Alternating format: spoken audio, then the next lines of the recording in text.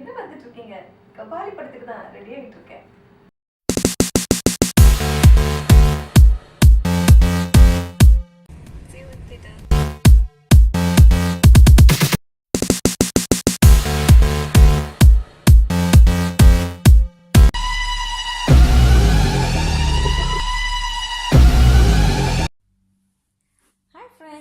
என்னோட இந்த முதல் வீடியோவே கபாலி படத்தோட ஃபர்ஸ்ட் ஷோ எக்ஸ்பீரியன்ஸை ஷேர் பண்ணுறதுன்னு நினச்சா ரொம்பவே மகிழ்ச்சி. எல்லாருக்குமே நம்ம சூப்பர் ஸ்டார்னா ஏதோ ஒரு வகையில் பிடிச்சிருக்கோம். சொல்லணும்னா அவரோட ஹீரோயிசம், காமெடி, ஃபைட், ஆக்டிங் அப்படின்னு சொல்லிட்டே போகலாம். அந்த வகையில் இந்த கபாலி படம் ஒரு டிஃப்ரெண்ட்டான ரஜினி சாரை நம்ம முன்னாடி கொண்டு வந்திருக்குன்னே சொல்லலாம். இன்ட்ரடக்ஷன் சீனில் நம்ம சூப்பர் ஸ்டாரை பேக்ரவுண்ட் பிஜிஎம்மோட பார்க்கும்போது அப்பா சான்ஸே இல்லைங்க. அதுலேயும் அவர் கெத்தான ஃபைட் சீன் கொடுத்துருக்காரு. தேட்டரில் சும்மா விசில், கிளாப்ஸ் பறக்குது. ஸ்டோரின்னு ஓவராலாக பார்த்தீங்கன்னா ஒரு ஏஜ்டு கேங்ஸ்டர் தன்னோட வாழ்க்கையில் ஏற்பட்ட பிரச்சனைகளுக்கு காரணமானவங்களை எப்படி பழி வாங்குறாரு அப்படின்றது தான். அதுலேயும் ரஜினி சார் எடுக்கிற ஒவ்வொரு ரிவெஞ்ச் சீன்லையும் செம்ம மாஸ் காட்டியிருக்காரு.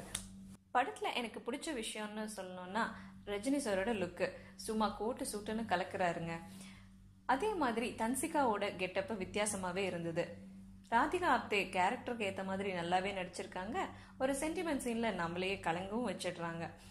ஒரு சஸ்பென்ஸான இன்டர்வல் பிளாக் கொடுத்து அடுத்து என்ன நடக்குமோன்ற நம்மளோட ஆர்வத்தை தூண்டுறாங்க. நாசர், ஜான் விஜய், அட்டகத்தி தினேஷ், கலையரசன் மற்றும் ரித்விகா அவங்க கேரக்டர்ஸை ஜஸ்டிஃபை பண்ணியிருக்காங்க.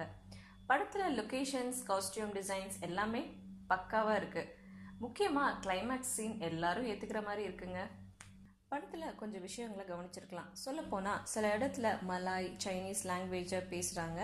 அந்த நேரத்தில் நம்ம சப்டைட்டில் தான் ஃபுல்லாக கவனிச்சிட்டு இருக்கோம்.